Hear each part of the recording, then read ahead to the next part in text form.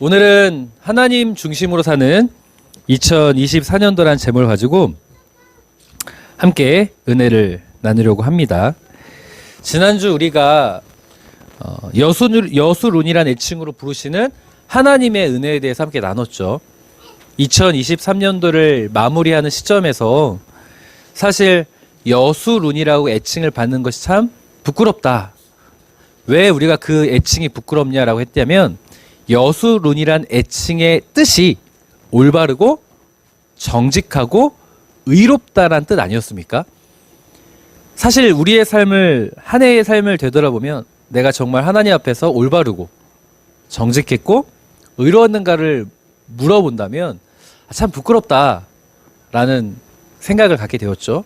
그럼에도 불구하고 하나님은 여전히 이스라엘과 우리를 여수룬, 정직하다, 참 의롭다라고 말씀하셨다는 거죠. 그래서 하나님께서 여전히 우리를 이렇게 바라보시니 부끄러웠던 2023년도를 잊어버리고 2024년도를 맞이하는 시점에서 우리가 그런 정말 하나님께서 보시기에 합당한 삶을 살아보자. 우리 김효옥 권사님께서 기도하셨던 것처럼 하나님의 은혜가 필요한 이유가 정말 하나님을 위해서다. 난 이런 삶을 살아보자라고 우리가 지난주 결단을 하게 되었습니다. 그래서 이번 주에는 우리가 그렇게 하나님께서 여전히 부끄러웠던 우리에게 참 너는 나의 자녀다. 너는 나의 백성이다라고 불러주시는 이 애칭대로 살려면 어떻게 살아가야 할 것인가에 대한 은혜를 나누고 싶었던 거예요. 그렇게 여수룬이라는 애칭으로 불림 받으려면 저는 이렇게 생각하는 거죠. 우리가 하나님 중심으로 살아야 한다. 그래서 설교의 제목이 하나님 중심으로 사는 2023년도라는 제목을 삼게 되었습니다. 제가 왜 이런 하나님 중심으로 사는 것이 여수룬이란 애칭에 합당한 삶이는가라는 결론을 내리게 되었냐면 바로 오늘 본문의 말씀 때문이었습니다. 오늘 본문의 말씀은 민수기 2장이죠. 이스라엘 백성들이 출애굽해서 먼저 도착한 지역이 어디죠? 시내산입니다. 시내산. 출애굽기는요. 이집트에서 어디로 향하는 거예요? 시내산으로 향한 이야기예요. 그래서 출애굽해서 시내산에서 도착을 하여 2년 동안 시내산에서 한 게 있습니다. 무엇을 했냐면 하나님의 율법을 받았어요. 율법을 받았고 그리고 그들이 하나님의 백성으로서 어떤 삶을 살아야 되는지에 대한 가르침을 잘 받게 되었죠. 율법도 받고 레위기 아주 상세한 항목도 받은 뒤에 이제 본격적으로 2년이라는 시간을 가진 뒤에 약 2년 반 정도라고 하죠. 그 시간을 가진 뒤에 이제 가나안 땅으로 가는 여정을 시작합니다. 그래서 민수기는 뭐예요? 이동하는 이야기예요. 가나안 땅으로. 물론 백성민 셀수에서 백성을 세는 이야기이기도 하고 그 군사력을 집계하는 이야기이기도 하지만 가나안 땅으로 이제 본격적으로 이동하는 전체적인 스토리가 바로 민수기입니다. 특별히 이제 민수기 2장에서 하나님께서 가나안 땅으로 이제 이동하자라고 하면서 굉장히 중요한 이야기를 하시는데 바로 민수기 2장 1절과 2절에 대한 이야기예요. 무슨 이야기냐면 하나님께서 가나안 땅에 들어가기 위해서 이제 어디로 가래요? 광야로 본격적인 광야 생활을 하라고 하는데 이 광야 생활을 할 때 먼저 하나님께서 요구하신 것이 이스라엘의 진영을 배치하는 일이었어요. 진영을 배치하는 일이었어요. 진 배치를 요구하십니다. 저는 궁금했어요. 광야 생활을 본격적으로 시작하기 전에 진 배치가 뭐라고 왜 하나님은 이것을 명령하셨을까? 아무래도 하나님의 말씀은 다 중요한 의도성이 있지 않겠습니까? 이 진영을 새롭게 정비하라는 것이 다 하나님의 중요한 의도가 있지 않겠습니까? 라는 궁금증을 가지게 되었다라는 거죠. 저는 진배치의 중요성을 어디서 추측할 수 있었냐면 우리나라 이순신 장군의 한산도 대첩을 통해서 좀 깨달을 수 있었어요. 한산도 대첩에서 이순신 장군이 왜군을 상대로 정말 대승을 거두지 않습니까? 그때 이순신 장군이 펼쳤던 혹시 진을 알고 계십니까? 남성기 선생 아시는 것 같아요. 그래서 저한테 이렇게 쳐다보시면서 막 대답을 하고 계세요. 맞습니다. 학익진입니다. 왜군을 상대로 승리할 수 있었던 아주 전쟁의 사용했던 방법이 학익진이었죠. 조선에는 5대 진영이 있었다고 해요. 군사로서 뭐라고 해야 될까요? 군사 작전을 펼치는 5대 진영이 있었는데 뭐 우리가 알고 있는 하객진이 있었고 방진이 있었고 층진이 있었고 그리고 삼첩진이 있었고 화차첩진이 있었다고 합니다. 뭐 이거를 하나하나 설명드리긴 좀 시간이 오래될 것 같고요. 일반적으로 일렬로 쓰는 일자진을 활용해서 여기서 사각형을 만드는 것이 방진, 뭐 1열에서 2열로 만들고 3열로 만드는 층진, 이런 식으로 기본적인 1열 하에 움직이는 진영을 변경하는 것들이 이 5가지가 있었다는 거예요. 특별히 하객진은 1열로 서 있다가 이 가운데 있는 사람들이 후퇴를 합니다. 후퇴를 해요. 그래서 어떻게 합니까? V자 형태, 학의 날개 형태를 만드는 게 하객진입니다. 그래서 이순신 장군이 한산도에서 그 왜군에 비해서 배 숫자가 굉장히 적지 않았습니까? 그래서 이 가운데 있었던 이 배들을 뒤로 물립니다. 후퇴를 시키는 거죠. 그럼 왜군들이 그 후퇴하는 배를 추격해 올 거 아니에요. 그때 V자를 만들고 왜군의 배가 가운데 들어왔을 때 집중 포격을 함으로 섬멸을 한 거예요. 바로 이게 하객진 진영이었습니다. 바로 진배치의 중요성이 이런 군사작전을 통해서 우리가 확인할 수가 있다라는 거예요. 마찬가지죠. 이스라엘도 광야 생활을 하게 되면 좋으나 싫으나 전쟁은 불가피합니다. 맞나요? 광야의 거류민들이 호시탐탐 이방 세력이었던 이스라엘을 공격해 올 것이기 때문이죠. 이스라엘 백성들은 반드시 전쟁을 치를 수밖에 없는 그 상황이었다는 거예요. 그렇기 때문에 하나님께서는 그 어려움과 고난과 역경, 더욱이 광야의 그 무대, 광야의 무대라는 그 지리적 특성을 이스라엘보다는 광야의 거류민들 더 잘 알고 있었을 것이고, 그리고 숫자적으로도 이스라엘 백성은 아직 약한 국가였기 때문에 아주 진 배치가 너무나 중요했던 거예요. 한산도 대첩도 마찬가지로 왜군에 비해서 조선이 열세이지 않았습니까? 진 배치를 통해서 대역전을 할 수 있었던 거 마찬가지로 광야의 생활에서 힘들었고 약했던 이스라엘이 이 진 배치를 통해서 고난과 역경을 이겨나갈 수 있었다라는 거예요. 바로 진 배치를 하나님께서 언급하신 이유가 이러한 중요성이 있기 때문이라는 거예요. 그러면 하나님께서 민수기 2장에 이 진 배치를 하면서 하객진과 같은 독특한 어떠한 특이성을 주신 줄 아십니까? 바로 민수기 2장 2절입니다. 함께 읽겠습니다. 시작.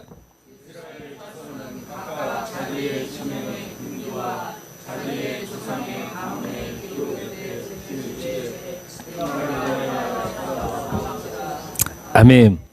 이스라엘의 진 배치는 참 중요하다고 할 수 있어요.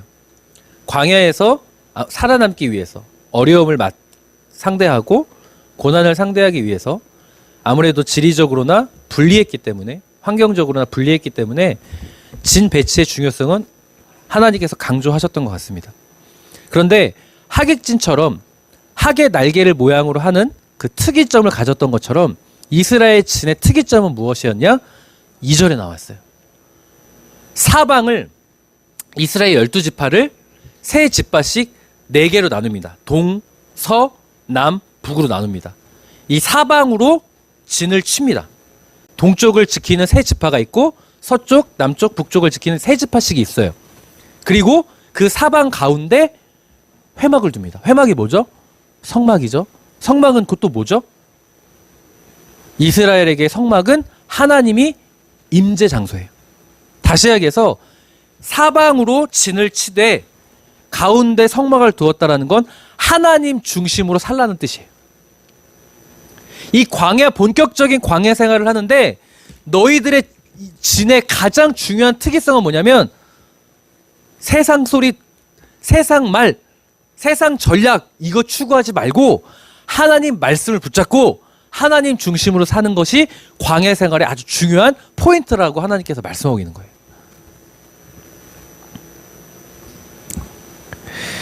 이 말씀에 대해 우리가 반박할 수 있을까요? 하나님의 은혜를 아는 자라면 그렇지, 하나님 중심으로 사는 게 합당하지라는 것에 대해서 반박하기엔 아마 어려울 겁니다. 자, 여기서 우리가 생각해 볼 문제가 있어요. 그러면 우리도 반박하기 어렵다면 이스라엘도 반박하기 어렵지 않겠습니까? 무엇을 생각해 볼 수 있냐면 이스라엘 백성들이 하나님 중심으로 살아야 한다는 것을 알았을까요? 몰랐을까요? 알았겠죠. 왜 알았을까요? 이집트에서 나올 수 있었던 이유가 10가지 재앙이라는 어마어마한 하나님의 일하심을 보았고, 또요, 바로 왕이 추격해 올 때 홍해가 가로막았을 때 우리 죽었다라고 했는데 홍해가 열리는 기적을 보았고, 시내산으로 오기 전까지 마실 물이 없어 불평을 했을 때 하나님께서 마실 물을 주시는 은혜도 경험했었죠. 하나님 중심으로 살아야 우리는 은혜를 공급받는다는 것을 경험했어요. 그러면 굳이 하나님께서 진영을 사각형으로 만들어서 가운데 회막을 두면서 하나님 중심으로 살아라 라고 말하지 않아도 그들은 그렇게 사는 것이 합당하다고 여길 거라는 거죠. 동의하십니까? 그런데 왜 하나님은 이 진 배치를 다시 한번 강조하시고 진 배치를 친히 설명하시면서 하나님 중심으로 살 것을 촉구하고 계실까요? 왜일까요? 알고 있는데 우리에게 한번 적용해 보세요. 우리가 다 알고 있어요. 그렇지, 난 하나님 중심으로 살아야 돼. 하나님 뜻대로 살고 하나님을 의지해야 돼. 알아요. 그럼에도 불구하고 하나님은 왜 우리에게 이스라엘 백성들처럼 하나님 중심으로 살라고 촉구하실까요?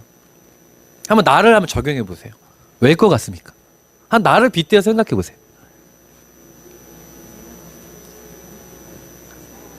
사랑하니까, 연약하니까. 또 다른 의견 없으십니까? 저는 이렇게 생각합니다. 왜 하나님이 다시 이 말씀을 주실까? 분명히 알고 있음에도 불구하고 그것은 하나님이 우리를 너무나 잘 알고 있다 생각해요. 우리를 너무나 잘 알고 있기 때문이라고 생각합니다.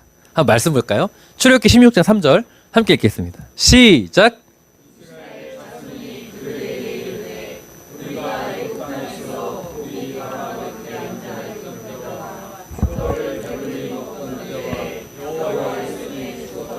좋았을 것을 너희가 이 광야로 우리를 인도해내어 이 온 회중이 줄여주게 하는도다.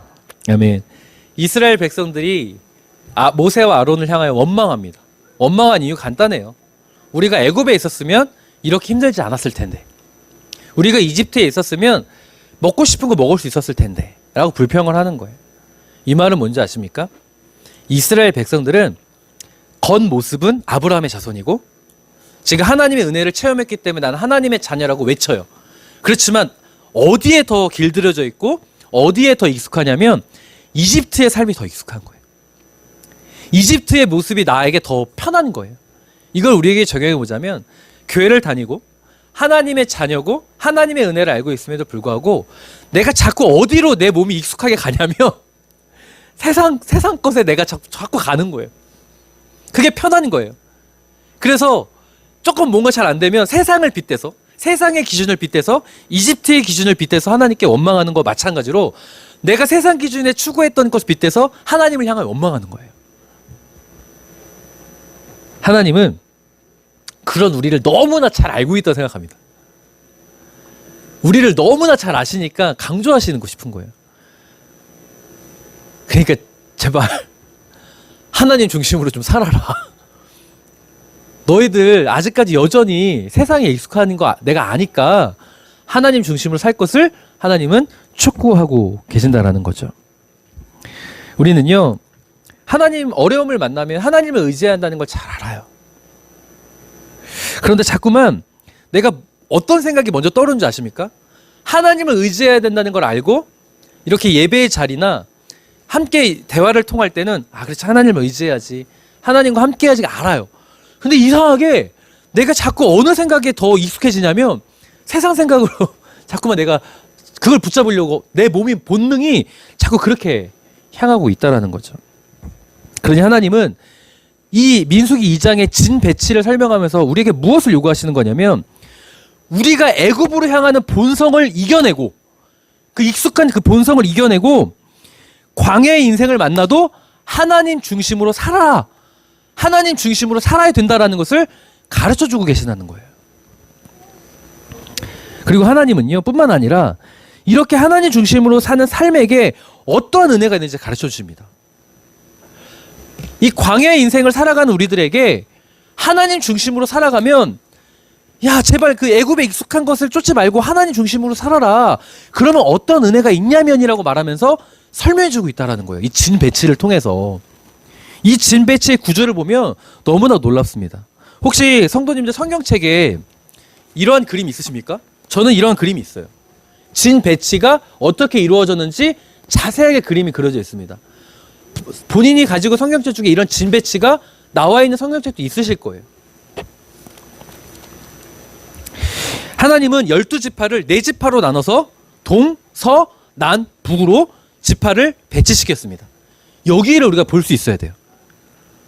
동쪽에는요, 유다지파가 대장지파예요. 동쪽에는 유다지파, 그 내용이 민수기 2장에 다 나와요. 한번 읽어가면 다 나와 있어요. 동쪽에는 유다지파, 그리고 이사갈 지파, 스불론 지파가 되어 있습니다. 서쪽은 에브라임 지파를 대표로 므낫세 지파, 베냐민 지파가 있고요.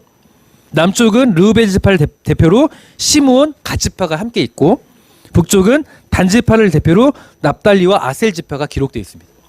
그 배치대가 되어 있는 거예요. 그런데 이 지파가 구성될 때 하나님께서 친히 구성하신 거거든요. 여기에 은혜가 숨겨져 있어요.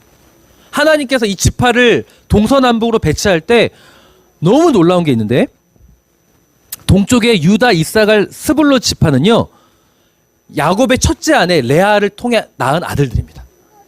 레아의 아들들끼리 묶었어요. 서쪽 에브라임, 므낫세, 베냐민은요, 에브라임, 므낫세는 누구죠? 요셉의 아들들이에요. 에브라임, 므낫세는. 그리고 요셉과 베냐민은 누구의 아들이죠? 야곱의 둘째 부인 라헬의 아들들이에요. 즉 이걸 볼 수 있으셔야 돼요. 레아의 아들들과 라헬의 아들들끼리, 자녀들끼리 하나님께서 묶었어요. 또 남쪽은요, 르우벤, 시므온, 갓은요, 르우벤과 시므온은 레아의 아들들이에요. 근데 갓은 레아의 종 실바를 통해 얻은 아들입니다. 그러니까 레아의 그 자녀들과 묶은 거예요. 또요, 북쪽은요, 단과 납달리는요, 라헬의 종을 통해 얻은, 비라를 통해 얻은 아들이에요. 그런데 여기서 갓은 또 레아의 종 실바를 통해 아들이기에, 어쨌든 이 카테고리가 묶어온 이 상황을 보면 하나님께서 굉장히 세심하게 신경 쓰고 있다는 걸 확인할 수 있어요. 왜냐하면 야곱의 아들들은요, 엄마들이 자신의 아버지 야곱에게 사랑을 받으려고 치열하게 싸우는 것을 목도했거든요. 그래서 아들들이 어떻게 합니까? 합한 채를 갖다 주면서 아버지를 유혹하라고 설득하는 장면도 나오잖아요. 이 아들들끼리 보이지 않게 보이게 갈등이 있었습니다. 그 결정타가 왜 요셉을 팔아넘겨요? 아무리 자기가 잘난 척해도 자기 동생인데, 라헬의 아들, 그 갈등, 보이지 않는 갈등이 도화선에서 터졌던 결과물이 바로 그 장면인 거예요. 야곱의 아들들은 갈등이 있었습니다. 하나님은 그 점을 알아요, 몰라요? 아신 거예요. 그 야곱의 아들들의 상황을 너무나 잘 아셨기 때문에 그들이 서로 이해할 수 있는 관계끼리 묶어 놓으신 거예요. 여기서 우리가 뭘 깨닫게 되냐면, 하나님이 얼마나 우리의 삶을 세밀하게 살피고 계시는지를 깨달을 수 있다는 거예요. 제가 이번 주에 구리지방 임원단 모임을 했습니다. 임원단 모임을 하게 된 이유가 지방 장로님과 목회자들을 공천하기 위함이었어요.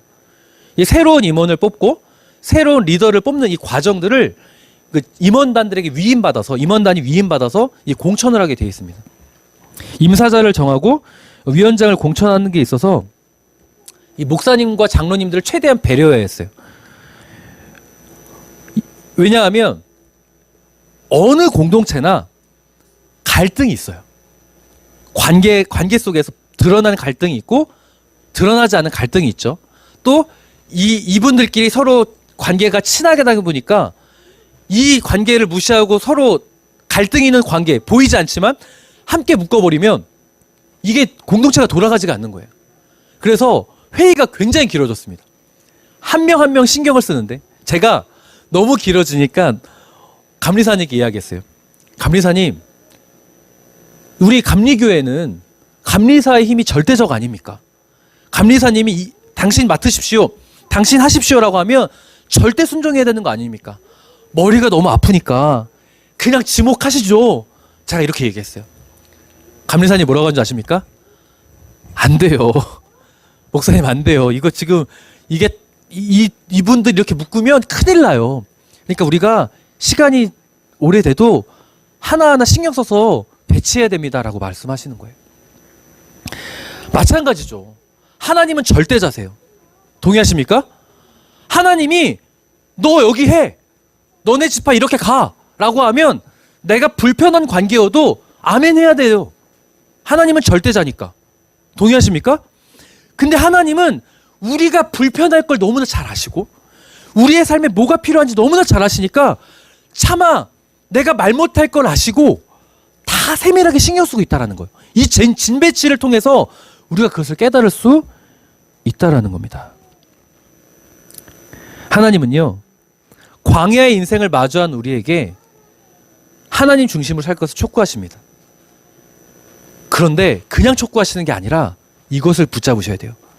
왜 하나님이 우리에게 하나님 중심으로 살라고 권면하시냐면 우리의 삶을 너무나 세밀하게 보고 계시기 때문이에요. 우리가 지금 무엇이 필요한지, 우리가 무엇이 지금 하나님의 은혜가 필요한지를 세밀하게 일일이 다 보고 계시기 때문에 이 말씀을 하고 있다는 것을 꼭 믿으셨으면 좋겠습니다. 민수기 2장의 이 진배치가 바로 이것을 설명하고 있는 거예요. 이 험난한 세상에 하나님 중심으로 사는 이것이 우리가 승리하고 은혜 가운데 사는 중요성을 설명하면서 단순히 내가 절대자니까 무조건 순종해가 아니라 우리의 삶을 세밀하게 살피시면서 이해하시면서 그렇게 권면하고 있다는 거예요. 이것을 깨달았던 시편 기자는 이러한 고백을 합니다. 시편 139편 1절에서 4절 함께 읽겠습니다. 시작.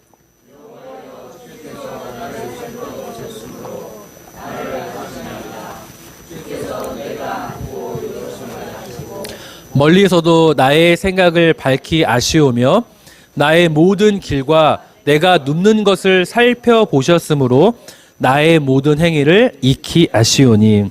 아멘.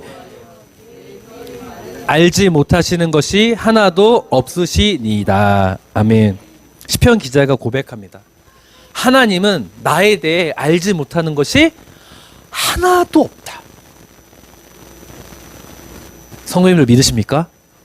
성도님들의 삶에 하나님이 성도님들의 형편을 아시고 성도님들의 필요를 아시고 성도님들이 무엇을 추구하고 있는지 알고 계심을 꼭 믿으셨으면 좋겠습니다. 이 고백이 중요해요. 하나님이 나의 형편을 아시고 나의 필요를 아신다는 것을 알아야, 깨달아야 우리가 누구 중심으로 살 수 있냐면 하나님 중심으로 살 수 있기 때문입니다. 제가 최근에 김효민 집사님과 대화할 기회가 있었어요. 집사님의 이야기를 듣다 깜짝 놀랐습니다. 집사님이 병원에 검사 예약을 잡아두셨대요. 근데 검사 시간이 7시인가 8시였다고 제가 들었던 것 같아요. 그러면 집에서 병원까지 가려면 5시 반에는 출발해야 늦지 않는다고 해요. 근데 그날 은우가 아프더래요.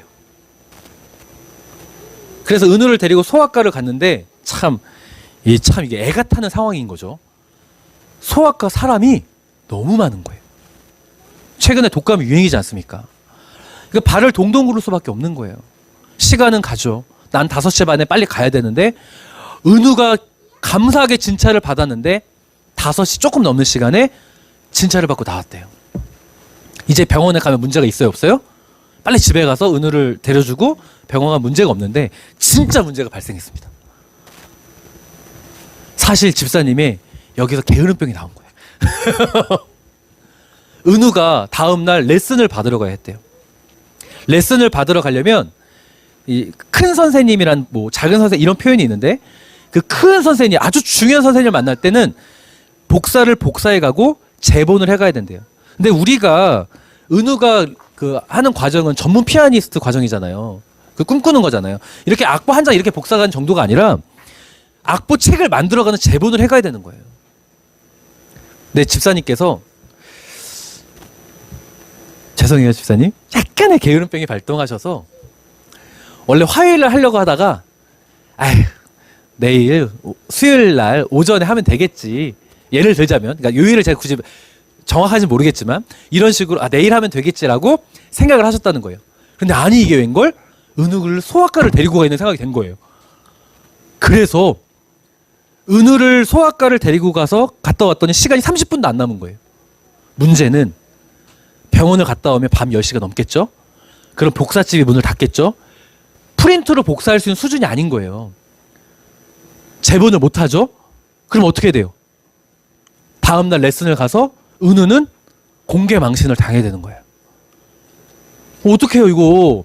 그래서 이제 전화기를 이제 들고 성수모 집사님한테 전화를 걸어야 되나 말아야 되나, 이거 성수모 집사님께 내가 부탁을 해야 되나 말아야 되나 고민하는 찰나에 기도하셨대요. 하나님 어떡합니까? 도와주세요. 이거 내일 레슨 가야 되는데 하나님 도와주세요라고 기도하셨대요. 그런데 책장을 봤는데 악부 세보가 딱 있더라는 거예요. 아멘이죠. 세상에 집사님이 예전에 해놓고 까먹은 거예요. 얼마나 놀랍습니까? 얼마나 애가 탔는데 기도했더니 하나님께서 그걸 다시 보게 하신 거예요. 제가 이 이야기를 들으면서 뭘 느낀 줄 아십니까? 하나님의 응답은 큰 게 아니라 야 그거 해놓고 까먹었었지.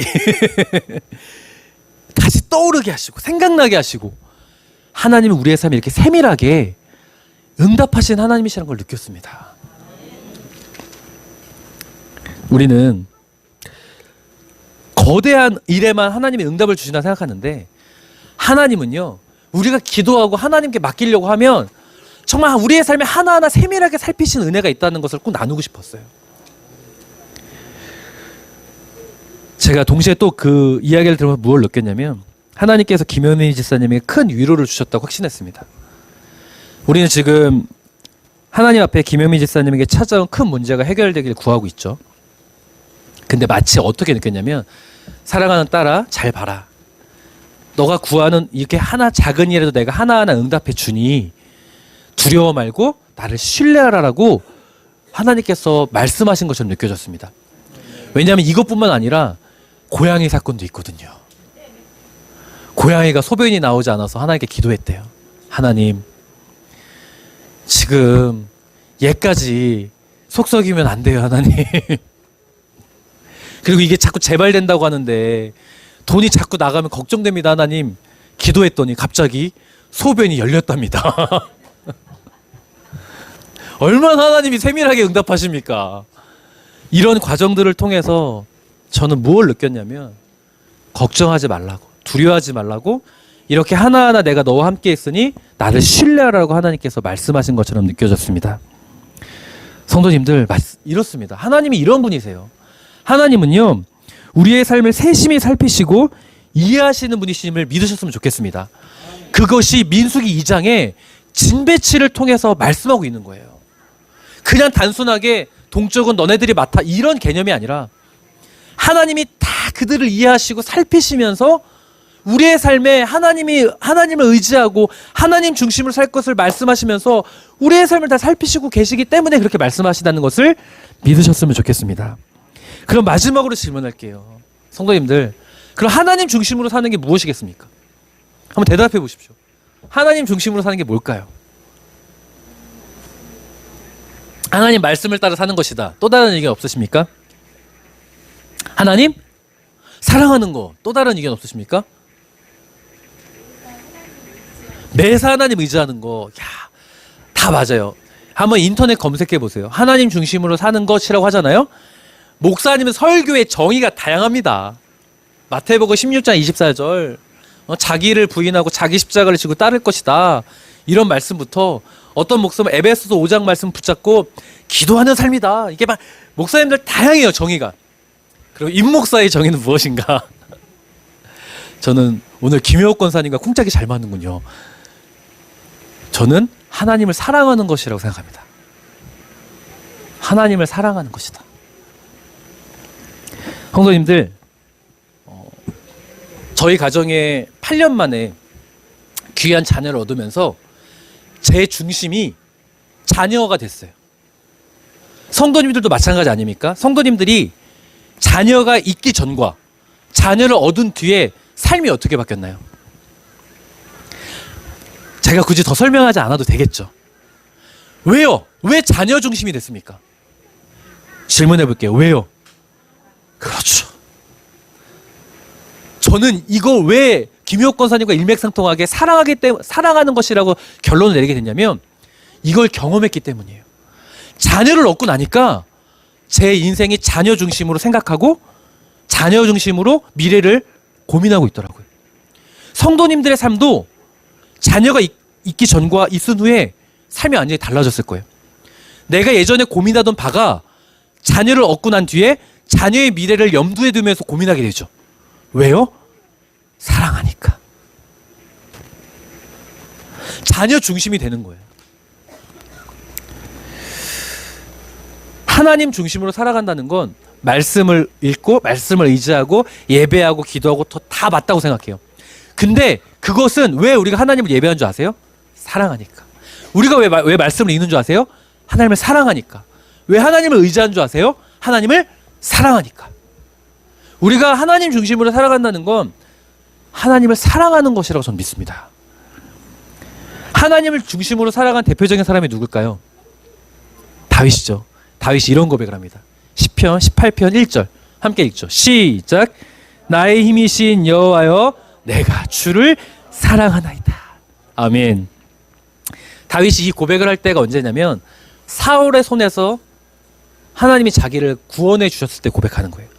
사울이 자기를 죽이겠다고 하는 상황에서 하나님이 나를 구원해 주자 고백하는 거예요. 하나님, 나를 건져주시니 정말 주님을 사랑합니다 라는 의미가 되겠죠. 그쵸? 그런데 킹 제임스 버전뿐만 아니라 영어 버전을 보면 이 의미가 달라집니다. 이렇게 돼 있어요. I will love thee, O Lord, my strength. 이렇게 돼 있어요. will이라는 단어가 보이십니까? will은 무슨 시제죠? 미래 시제예요. 미래형 시제예요. 우리가 지금 이 시편 18편의 상황은 사울의 손에서 나를 건져줬기 때문에 현재형으로 고백하는 사랑 고백인데 다윗은 영어 성경으로 보니까 미래형으로 고백해요. 지금 나에게 있는 은혜 때문에 하나님께 사랑을 고백하는 것이 아니라 앞으로도 난 하나님을 사랑하고 싶기 때문에 앞으로도 하나님은 나의 삶의 힘이 되시기 때문에 하나님을 사랑할 거라고 고백하는 거예요. 그런데 원어로 보면 또 미래형이 아니에요. 히브리어 원어로 보면요. 히브리어인들에만 독특한 표현인 미완료형이에요. 이 미완료형이라는 것을 성도님들 쉽게 이해하려면 예수님께서 십자가에서 달려 돌아가셨을 때 뭐라고 하죠? 다 이루었다. 뭘 이루어요? 하나님이 그때 당시에 십자가에 달려 돌아가신 상황인데. 근데 하나님은 선언하는 거죠. 미완료형이에요. 히브리인들만의 독특한 시제거든요. 이 히브리어 원어를 보면 영어의 성경에 나와 있는 미래형도 아니에요. 미완료형이에요. 이 사랑은 완성됐다, 완성되지 않았다?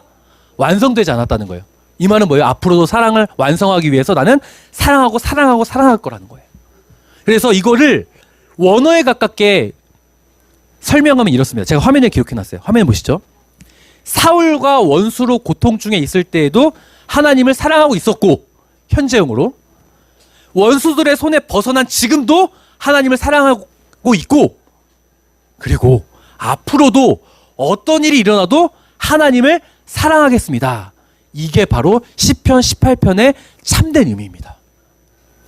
우리가 한글 성경으로 봤을 때는 나의 힘이 되신 여호와여 내가 주님을 사랑합니다라고 하지만 참된 이 시제로 이해했을 때는 앞으로도 어떤 일이 일어나도 나는 하나님을 사랑하겠습니다라는 의미입니다.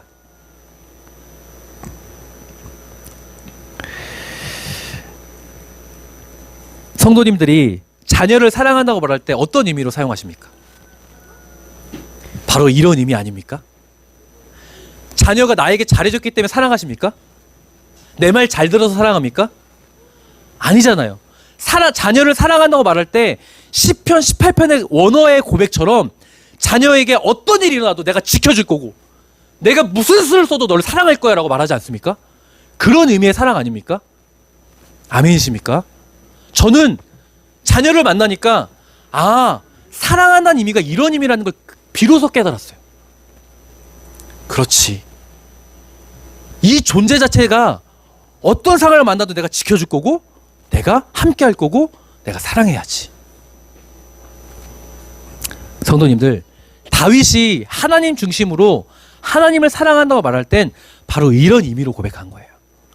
어떤 일이 일어나도 나는 하나님을 사랑하겠습니다. 사랑하는 성도님들, 하나님 중심으로 산다는 건 하나님을 사랑하는 거라고 저는 믿습니다. 그런데 그 하나님 중심으로 살아간다는 건, 하나님을 사랑한다는 건 내가 어떤 일이 일어나도 하나님을 믿고 하나님을 의지하고 하나님을 신뢰하는 것이라고 저는 믿습니다. 그러니 사랑하는 성도님들, 우리의 삶의 형편을 아시면서 하나님을 중심으로 두라고 하나님의 이 명령 앞에 우리가 이런 결단을 할 수 있었으면 좋겠습니다. 2024년도 예측할 수 없어요. 우리는 경험했기 때문에 이쯤 되면 이런 일이 있을 수도 있겠다라고 생각할 수 있겠지만, 그런 걸 다 내려놓고 예측할 수 없는 미래지만 어떤 상황을 내가 마주해도 하나님을 의지하고 하나님을 신뢰하는 2024년도를 내가 살아가겠습니다. 우리가 결단할 수 있었으면 좋겠습니다. 그렇게 하나님 중심으로 살아가면 우리의 형편을 아시는 하나님께서, 우리의 필요를 아시는 하나님께서 때에 따라 돕는 필요의 은혜를 우리에게 주실 줄 저는 확신합니다. 그래서 이 결단을 우리 함께 할 수 있었으면 좋겠어요. 민수기 9장 23절 함께 읽겠습니다. 시작. 곧 그들이 여호와의 명령을 따라 진을 치며 여호와의 명령을 따라 행진하고 또 모세를 통하여 이르신 여호와의 명령을 따라 여호와의 직임을 지켰더라. 아멘. 민수기 10장, 11장, 12장 가면 대표적인 사건 나오죠. 불평 사건. 우리는 가나안 땅에 못 들어갑니다. 우린 메뚜기가 갔습니다. 13장에 대표적이 나오죠. 불평이 나와요. 불평이 나오지만 이스라엘 백성 연약했어요. 그렇지만 그 연약했던 그들이 넘어지기 전이라 할지라도 어떻게든 그 명령을 따라 진을 쳤고 명령을 따라 행진했고 명령을 따르려고 애를 썼습니다. 하나님 중심으로 살려고 애를 썼습니다. 그 뒤에 넘어졌어요. 이게 뭘 의미하는 거냐면, 사랑하는 성도님들, 애를 썼지만 우린 연약해서 넘어질 수 있습니다. 하나님 중심으로 살려고 노력하지만 또 넘어지는 연약함이 분명히 우리 안에 있을 거예요. 그렇지만 하나님께서 넘어지는 걸 기록하셨죠. 12장 13장에 그 말은 뭔지 아세요? 애를 썼기 때문에, 하나님의 명령대로 내가 하나님 중심으로 살려고 애를 쓰면 하나님의 시선은 넘어지는 연약한 존재를 끊임없이 따라갑니다. 이걸 붙잡으셔야 돼요. 끊임없이 따라가고 회복시키시고 다시 일으켜 세우십니다. 우리가 민수기 9장의 결단을 할 수 있었으면 좋겠습니다. 하나님, 난 연약하지만 그래도 애를 써서 하나님 중심으로 사는 올 한 해가 되어보겠습니다. 이 시간 우리 이 찬양하고 잠시 기도할 수 있었으면 좋겠습니다. 찬송가